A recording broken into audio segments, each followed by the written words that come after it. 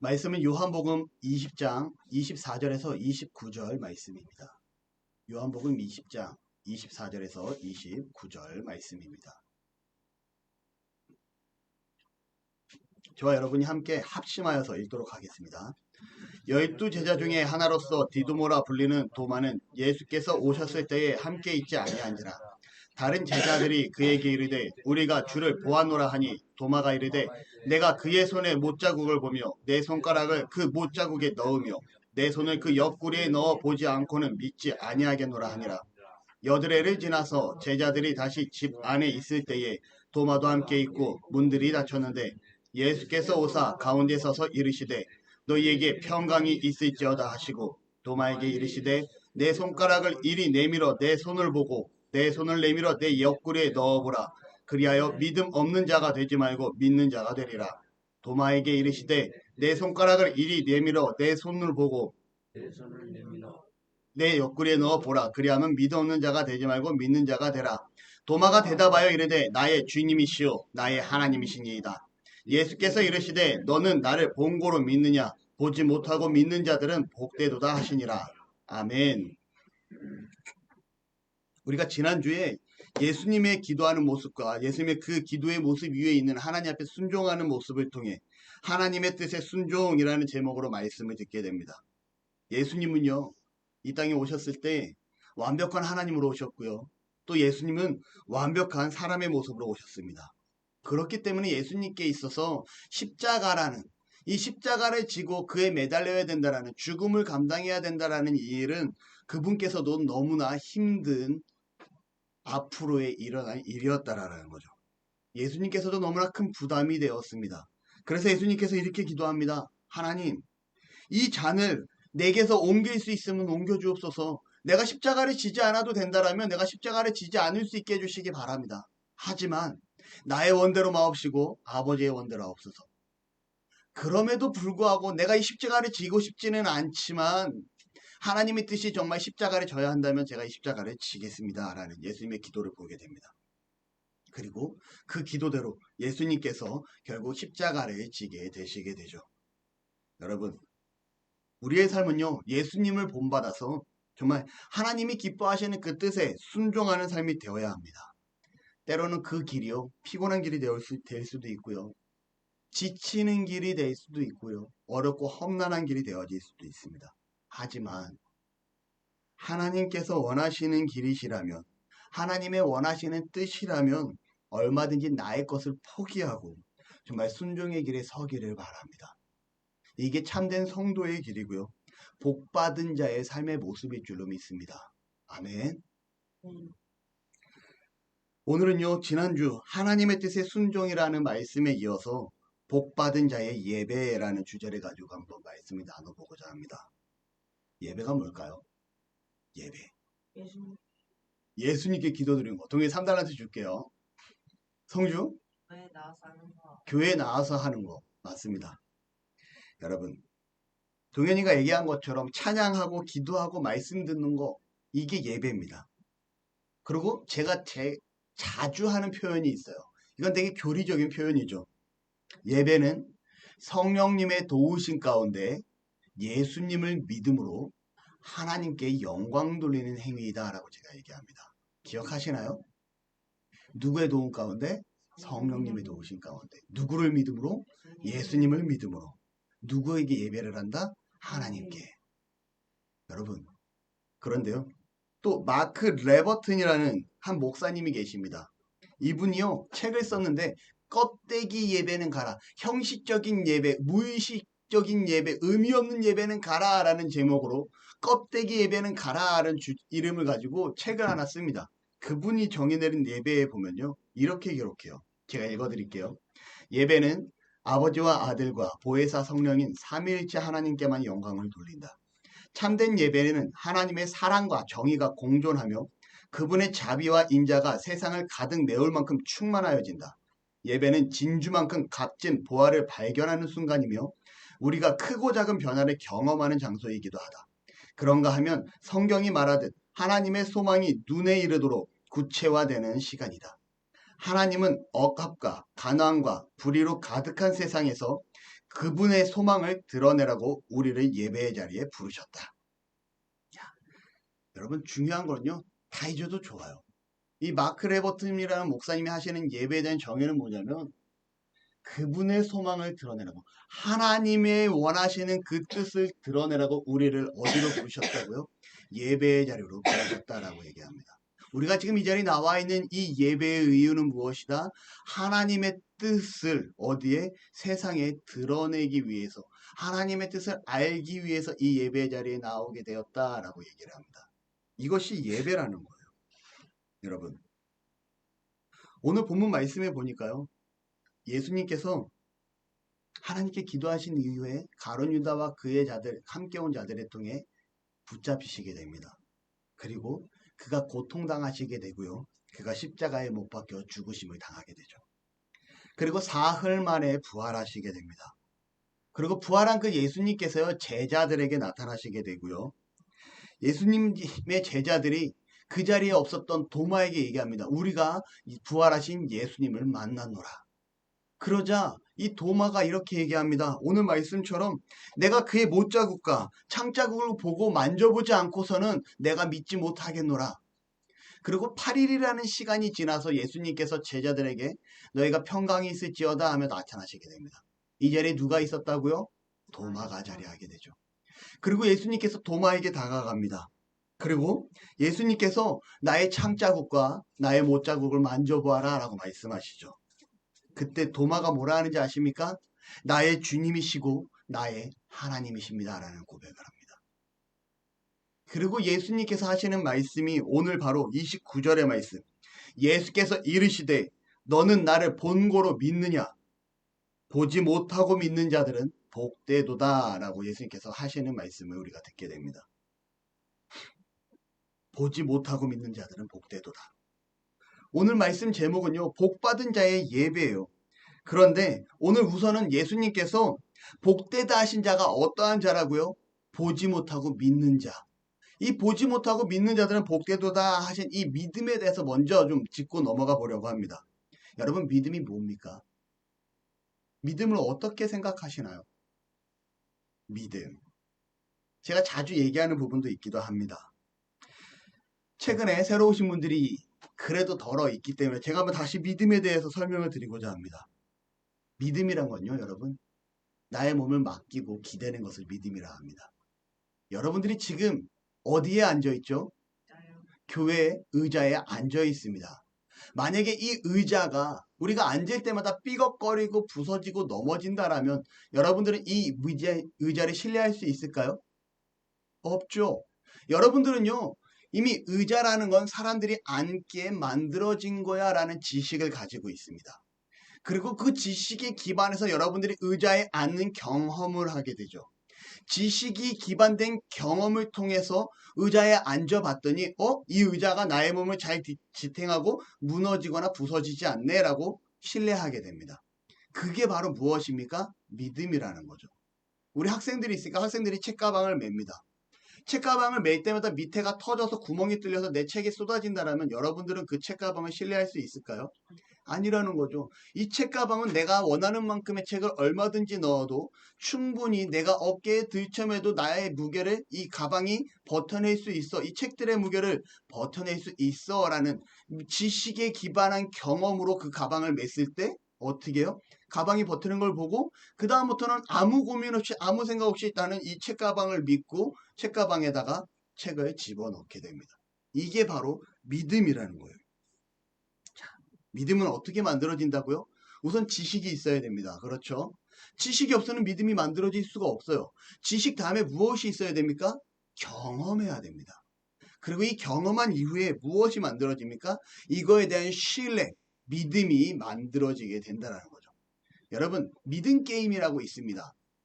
그 믿음 게임이 레크레이션 같은 거 할 때 하는데 뒤에서 여러 사람이 한 사람을 받치고요. 한 사람이 뒤로 누워요. 만약에 뒤에 있는 친구들이 이 게임을 하는 사람이 이 사람을 받쳐주지 않으면 이 사람은 어떻게 될까요? 뒤로 누웠을 때 바로 뒤로 쿵 하고 부딪히겠죠. 이게 바로 뒤에 상대방을 신뢰하느냐 신뢰하지 않느냐, 믿느냐 믿지 못하느냐를 게임하는 믿음 게임이라고 합니다. 그리고 정말 이 뒤에 사람을 신뢰하는 친구들은요, 나는 내 뒤에 있는 내 친구가 나를 분명히 잘 잡아줄 거라 믿어하는 친구는 어떻게 합니까? 너무나 당당하게 아무렇지도 않게 뒤로 넘어지게 됩니다. 그때 다른 친구들은 그 친구가 넘어지지 않게 몸과 팔을 온몸을 활용해서 그 친구가 쿵하지 않게 잡아주죠. 근데 만약에 이걸 제대로 믿을 수 없으면 여러분 어떡할까요? 뒤로 누울 수 있을까요? 못 눕죠. 뒷걸음질 치다가 어줍지 않게 눕는 것도 아니고 안 눕는 것도 아닌 상황이 발생되게 됩니다. 이거는 신뢰하지 못하니까 나타나는 모습이에요. 자, 그런데요, 우리가 알고 있는 믿음과는 다른 믿음을 오늘 예수님께서 말씀하십니다. 제가 뭐라 그랬어요? 믿음은 무엇 가운데? 지식 가운데. 이 지식에 경험이 수반되고 경험이 수반된 걸 신뢰하는 것이 믿음이라고 말씀을 드립니다. 이해가 되시나요? 어렵나요? 전혀 어렵지 않죠? 네. 그런데 예수님께서 오늘 뭐라고 말씀하시냐면요, 이렇게 말합니다. 보지 못하고 믿는 자가 복되도다. 무슨 말이에요? 경험이 없다라는 거예요. 지식은 있으나 경험이 없이 믿는 것을 가리킵니다. 다시 말하면 예수님에 대한 지식을 들었고 그 예수님에 대한 지식을 가지고 예수님을 보고 그 예수님을 본 경험을 통해서 예수님을 믿어야 되는데, 지금 예수님의 제자 누굽니까? 도마가 등장하죠. 도마는요, 지식에 기반한 경험을 통해서 예수님을 믿고 주는 그리스도시요, 아니 그걸 가지고 도마가 고백, 나의 주님이시요 나의 하나님이십니다 라는 고백을 하게 됩니다. 그런데 이 지식과 경험을 기반한 고백을 한 도마를 향해서 예수님이 하시는 말씀이 무엇이냐? 보지 못하고 믿는 자는 복되도다. 동현 예수님 봤니? 이 자리에서 예수님을 보신 분이 있습니까? 저 또한 목사지만 못 봤습니다. 우린 예수님 볼 수가 없죠. 지금 예수님 어디 계시나요? 하나님 보좌 우편에서 여전히 우리를 위해서 중보하고 계시다라는 거예요. 하나님 보좌 우편에서 여전히 우리를 위해서 기도하고 계신 분이 지금 예수님이시라는 거죠. 하나님 보좌 우편에 계신 그분을 우리가 지금 실제로 볼 수가 없습니다. 다시 말하면 경험할 수가 없다라는 거죠. 그런데 예수님께서 뭐라고 말합니까? 보지 못하고 믿는 자들은 어떻다? 복되다라고 오늘 예수님께서 말씀하고 계시다라는 겁니다. 여러분이 지금 이 자리에 나와 앉아 있습니다. 어떻게 나와왔습니까? 무슨 이유로 이 자리에 나와왔습니까? 아들이 목사라서 어쩔 수 없이 이 자리에 나왔나요? 남편이 목사라서 어쩔 수 없이? 아빠가 목사라서? 친구 아빠가 목사라서? 친구가 무조건 오라고 해서? 엄마가 교회 가자고 해서? 여러분들이 어떠한 상황과 여건 가운데 이 자리에 나왔는지는 모르겠지만 중요한 것은요, 성령님이 여러분들의 삶에 역사하셔서 이 자리를 이끌으셨다는 사실을 믿으시기를 바랍니다. 나의 상황과 환경 다 거두절미하고 성령 하나님께서 여러분들을 이 자리로 이끌어 주셨다라는 거죠. 그러면 다시 말하면 성령 하나님께서 여러분을 보이지 아니하는 그분 예수님, 지식에 기반된 예수님을 믿을 수 있게 역사하셨다라는 겁니다. 아멘. 우리는 경험하지 못했지만, 도마처럼 예수님을 보고 그 창자국을 바라보진 못했지만, 우리는 성령님이 내 안에 역사하심을 통해 우리가 이 자리에 나와왔고요, 성령님이 내 안에 역사하심을 통해 예수님을 믿게 되었다라는 겁니다. 이것이 바로 은혜고 이것이 바로 복이라는 거예요. 그리고 이 복받은 자들은요, 이제 누구를 믿기 시작합니까? 예수님을 믿기 시작하고요, 예수님을 믿기 시작한 자가 점점점 예수님을 느끼고 경험하게 됩니다. 이제서야 믿음 이후에 경험이 수반이 따라와요. 경험을 하고 나서 예수님을 믿는 것이 아니라 믿고 나니까 그때부터 예수님을 경험하게 됩니다. 2주 전인가요? 우리 김 집사님하고 이런저런 대화를 하다가 우리 김 집사님이 그런 얘기를 합니다. 목사님은요, 기도만 하면 하나님이 바로바로 응답해 주시잖아요. 저는 응답이 왜 이렇게 느린지 전 목사님이 부러워요 라는 얘기를 합니다. 그래서 제가 무슨 말을 했을까요? 아, 집사님, 응답하지 않는 것조차도 응답이라 했어요. 그거 부러워할 필요 없는 거예요. 하나님이 분명 집사님을 향한 뜻이 있습니다 라고 얘기를 합니다. 그런데 여러분, 집사님이 말씀하신 그 부분, 목사님은 기도만 하면 하나님께서 응답해 주시잖아요. 이 부분은 바로 뭐예요? 경험이라는 거죠. 믿음을 갖고 기도하기 시작하자 경험이 쌓입니다. 경험이 쌓이면 제 믿음이 어떻게 될까요? 머물러 있을까요? 하락할까요? 아니요. 더더욱 성장하게 되겠죠. 그리고 더더욱 뜨거운 믿음을 소유하게 됩니다. 바로 예수님께서 하신 말씀이 무엇입니까? 보지 못하고 믿는 자들은 어떠하도다? 복되도다. 저와 여러분들은 복된 자들입니다. 보지 못하고 믿는 자들이라는 거죠. 그렇기 때문에 이 자리에 여러분은 앉아 있고요. 여러분들이 복받은 자들임을 기억하시기를 바랍니다. 아멘. 제가 한번 질문을 한번 드려볼게요. 이 복받은 자들이 해야 될 것이 무엇일까요? 이 복받은 자들이 해야 할 것. 분명히 우리는 믿음을 갖기 위해선 경험이 수반되어야 되는데 경험이 수반되지 아니한 믿음을 소유하게 되었습니다. 누구 때문에? 성령님의 역사하심으로. 그러면 경험이 빠진 우리는 이제 경험해야 되는 사람이 된 거예요. 이 경험하기 위해서는 무엇이 필요합니까? 우리 삶에? 따라합시다. 예배. 무엇이 필요하다고요? 우리 삶에 예배가 필요한 자들이 되었다고요. 이제 예수 그리스도를 믿는 우리는 무엇을 해야 하는가? 예배를 해야 됩니다. 여러분 오늘 예배당에 어떻게 나오셨습니까? 우리 나눔교회 주일 낮 예배는요. 세대 통합 예배는요. 주일 오전 11시입니다. 오늘 예배에 절대 늦으면 안 돼. 어떻게 해서든지 내가 꼭 예배 가운데 은혜 받아야 돼. 내가 예배 가운데 성령 충만해야 돼. 내가 이 예배에 오늘 살을 할 거야. 내가 이 예배를 통해서 내가 위로받아야 되고 내가 이 예배를 통해서 하나님 앞에 더욱더 나아가는 시간을 가져야 돼 라는 마음을 가지고 나오신 분이 계신가요? 저요. 할렐루야. 아멘. 동인 10달란트. 감사합니다. 여러분 감사합니다. 우리가 주일전에 나올 땐 이러한 자세로 예배를 나와야 된다라는 거예요. 많은 사람들이요. 주일전에 나올 때 아유 예배를 가기에는 지치고 힘들고 그렇다고 예배를 안 가기에는 뭔가 양심의 거리낌이 있고 그래도 내가 권찰인데 그래도 내가 집사인데 그래도 내가 성도인데 예배를 안 가기에는 뭔가 좀 어설프고 그러니 예배당은 가야겠는데 그렇다고 예배당에 가자니 좀 더 자고 좀 더 쉬고 좀 더 눕고 싶고 한 주간 너무 지쳤는데 예배까지 드려야 되나 이런 생각을 온 사람들이 너무나도 많다라는 거죠. 오늘 목사님께서 어떠한 설교의 말씀을 들려주실까? 오늘 성령 하나님께서 내게 어떠한 은혜를 주실까? 오늘 하늘의 하나님께서 내게 어떠한 은혜를 베풀어 주실까를 고민하고 오지 않는 경우가 너무나도 많다라는 겁니다. 히터 좀 꺼주세요. 여러분 중요한 사실은 우리가 믿는 자들로서 예배를 통해 하나님을 경험하고 성령님의 은혜를 체험하고 정말 살아계신 예수님을 느끼는 경험의 예배가 되어주시기를 축원합니다. 아멘. 초대교회 시대가 어떻게 이루어졌는지 아십니까? 예수님이 돌아가신 이후에 사도들로부터 시작된 교회를 가리켜서 초대교회라고 합니다. 예수님으로부터 말씀을 들은 제자들이요. 교회를 세우고 복음을 전하기 시작을 하죠. 그들이 외칩니다. 예수님께서 우리의 죄 때문에 십자가에 못 박혀 죽으시고 부활하셨습니다. 그리고 그가 500명이 넘는 사람들 앞에서 하늘로 천사의 호의를 받으며 승천하셨습니다. 그리고 약속하셨죠. 다시 오실 것이라고. 여러분 예수님을 믿어야 합니다. 라고 그들이 복음을 전하기 시작을 합니다. 그들의 전한 복음을 듣고 믿는 자들이 어떠한 자들입니까?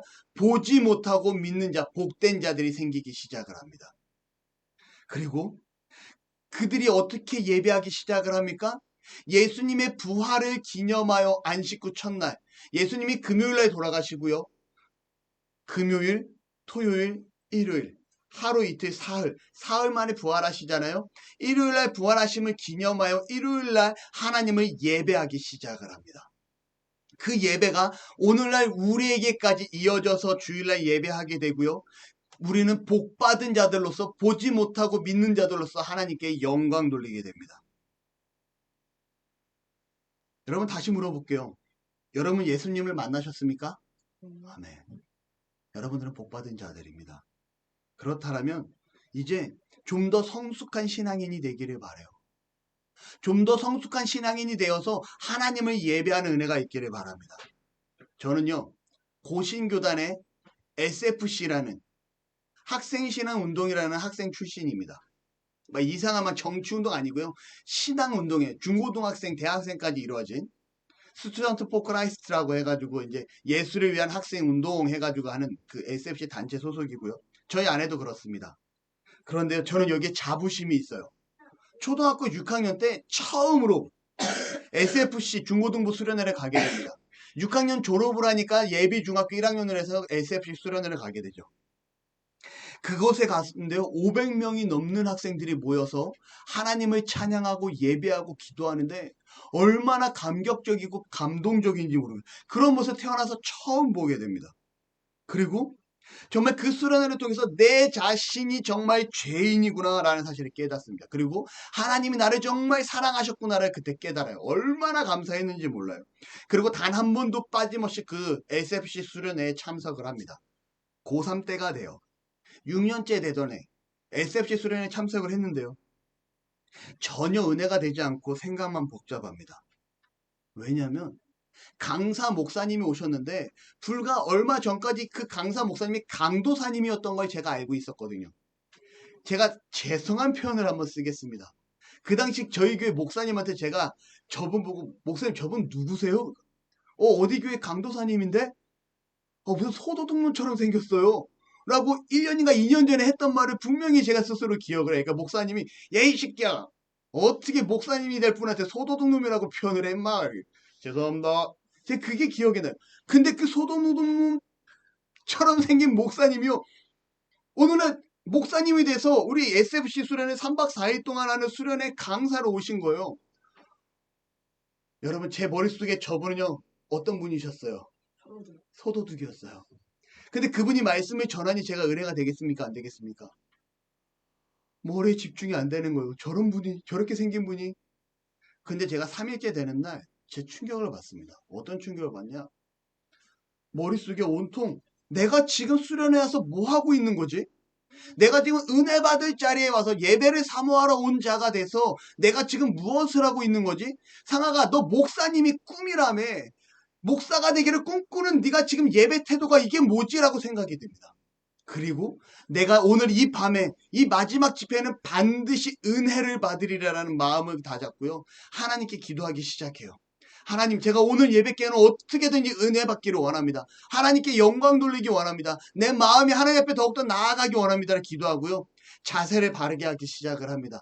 말씀을 그 소도둑 목사님이 전하시는 그 말씀을요 받아 적기 시작을 해요. 그리고 그 말씀 하나하나 놓치지 않으려고 온갖 정신과 기를 기울여서 그 말씀을 듣기 시작을 합니다. 어떠한 역사가 나타났을까요? 제가 역대 드렸던 그 어떤 수련의 예배보다요 가장 제 마음이 뜨거운 예배였고요. 제 마음이 불타는 예배였고요. 하나님 앞에 감사하는 예배가 됩니다. 여러분 마음이 뜨거워지고요. 교만했던 제 모습에 저 목사님을 보고 저 훌륭한 목사님을 보고 소도둑 같다라고 생각했던 제 교만한 모습에 가슴이 메어지며 눈물이 나오기 시작을 합니다. 여러분 그 고3짜리 어린 학생 19살짜리 학생이요 마음 가운데 살아계신 하나님을 느끼고요 하나님 앞에 자신의 죄를 고백하고 예수 그리스도를 경험하는 놀라운 예배의 자리가 되게 돼요. 무엇을 했더니 내가 그 예배를 사모했더니 내가 그 예배 가운데 하나님 앞에 나아가게 노라고 간절한 모습을 가졌더니 그 어린 학생이 그 예배 가운데 은혜를 받게 되었다라는 거죠. 다시 말씀드립니다. 여러분 예배에 나오면 어떻게 나오십니까? 이 예배를 사모하는 은혜가 있기를 바랍니다. 이 예배를 사모하며 나아갈 때 정말 하나님 앞에 정말 간절한 모습으로 하나님 제가 이 예배를 통해서 은혜 받기를 바랍니다. 하나님 제가 이 예배를 통해서 나의 신앙이 회복되어지기를 원합니다라는 자세가 있을 때 우리는 예수 그리스도를 더더욱 뜨겁게 경험하게 되고요. 우리의 믿음은 더욱더 놀랍게 성장하게 될 줄 믿습니다. 수많은 교회들이 주예전에서 말씀을 전합니다. 수많은 교회들이 교회 안에서 기도를 합니다. 당연하지요. 교회 안에서 찬양과 말씀과 기도는 빠질래야 빠질 수 없는 요소예요. 그런데 중요한 것은요. 이러한 교회들이 세상과 전혀 다른 모습이 없다라는 거예요. 분명히 말씀이 선포되고 찬양을 하고 기도하는데 이 교회들이 세상과 살아가는 데 있어서 전혀 구분되어지지 아니하고 똑같다라는 거죠. 다시 말하면 복받은 자의 모습이 없습니다. 지금 교회는요, 예배가 죽어가고 있다라는 거예요. 예배에 생명력이 없어요. 시간이 돼서 앉아있고 찬양 시간에 입만 뻥끗하고 친교하고 얘기하고 싶으면 그냥 자연스럽게 얘기하고요. 목사님이 앞에서 말을 하든 말든 내가 하고 싶은 말을 해야 될 것 같고요. 예배 시간에 문자가 오면 문자를 봐야 되고 카톡이 오면 카톡을 답변을 보내야 되고요. 전화가 오면 나가서라도 받아야 되는 태도가 요즘 시대의 예배의 모습이더라는 거죠. 하나님께 드리는 이 예배, 내가 예배를 통해서 하나님 앞에 나아가겠노라라고, 내가 은혜를 받겠노라라고, 예수 그리스도를 경험하겠노라라는 자세가 우리의 삶 가운데 없다라는 겁니다. 안타까운 교회의 모습이라는 거죠. 그래서 세상은요, 교회를 향해서 죄송합니다, 개독교라고 욕을 합니다. 우린 기독교잖아요. 기독이 중국말로 예수 그리스도입니다. 그리스도가 중국말로 기독입니다. 근데 세상 사람들은요, 교회를 가리켜서 개독교라 그래요. 개만도 못한 단체라고. 얼마나 안타깝습니까? 예배하고 하나님을 경험해야 돼. 그리고 세상에 나아가서 정말 빛과 소금으로 살아야 될 우리가 욕을 먹고 살아가고 있다는 거죠. 누군가는요, 교회를 가리켜서요, 심신훈련하기에는 아주 좋은 장소라 얘기하고, 청년들 사이에서는 애인이 없을 때 애인 만들기에 좋은 공간이 되고요. 너무 인본주의적으로 흘러간 교회의 모습을 보게 됩니다. 무엇입니까? 분명히 보지 못하고 믿는 자들은 복되다라고 하신 그 예수님의 말씀에, 그 핵심에 선포된 말씀에, 그 예배에, 복된 자가 누려야 될 그 예배에 소홀했기 때문입니다. 여러분, 예배의 승리자가 되기를 바랍니다. 정말 간절한 마음으로 하나님의 은혜를 사모하며 예배드리는 자가 되시기를 축원합니다. 미국의 유명한 설교자인 토미 탱이라는 목사님이 계세요. 이분이 예배가 살아나야 한다라고 얘기합니다. 그리고 예배가 살아나기 위해서는 간절함이 있어야 됩니다 라고 얘기하죠. 이분이 이렇게 얘기합니다. 이분이 정말 사랑하는 딸을 데리고 살아가고 있는데요, 이 딸이 얼마나 사랑스럽고 예쁜지 정말 뭐든지 다 해주고 싶다라는 거예요. 근데 이 딸아이가 어느 날 자라서 자전거를 배우기 시작을 했고요, 이 아이가 혼자서 자전거를 탈 수 있는 시기가 됩니다. 아마 이 집에는 우리나라와 다르게 마당이 좀 넓었던 것 같아요. 아빠는 집안에서 신문을 보고요, 이 아이는 마당에 나아가 자전거를 타러 가게 됩니다. 그리고 얼마 시간이 지나지 않아 우당탕탕탕 하는 소리가 나게 되고요, 갑자기 이 우당탕 소리와 함께 이 딸 아이의 소리치는 소리가 들리게 됩니다. 아빠! 그러자 이 신문을 보고 있던 이 아빠는 더 이상 이 신문에 눈에 들어올까요? 아니요. 이 신문을 보고 있던 이 아빠는요, 더 이상 글자가 새겨진 이 종이에는 눈에도 들어오지 않고 내팽겨친 채로 그 자리에서 일어나 달려 어디로 가게 될까요? 딸 우당탕탕 소리가 난 그쪽을 향해서 달려가게 되겠죠. 다시 말하면 간절하게 아빠를 찾고 있는, 넘어져서 고통 가운데 아빠를 찾고 있는 그 딸 아이에게 이 아버지는 정신없이 뛰어갈 거라는 거예요. 여러분, 예배는 이뤄야 됩니다. 이 딸 아이가 아버지를 넘어지고 나서 아빠라고 간절하게 찾는 그 모습이 우리가 예배 가운데 하나님 아버지라고 외치는 예배가 되어야 된다는 거죠. 우리는 예배에 간절함이 있어야 합니다.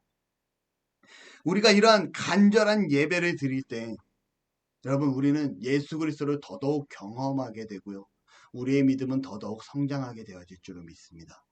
더욱이 나아가 우리 교회는요, 더더욱 세상 가운데 정말 빛과 소금으로 드러나는 아름다운 교회가 되어질 줄로 믿습니다. 결론을 맺습니다.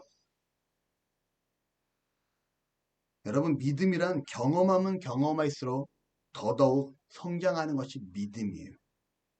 예배 가운데 은혜 받고 말씀대로 살아가고자 다짐을 하고요, 그리고 그 다짐 가운데 더더욱 경험하게 되어진다면 여러분들은 복받은 자로서, 예배에 성공한 자들로서 더더욱 믿음이 성장하는 자들이 되어질 줄로 믿습니다.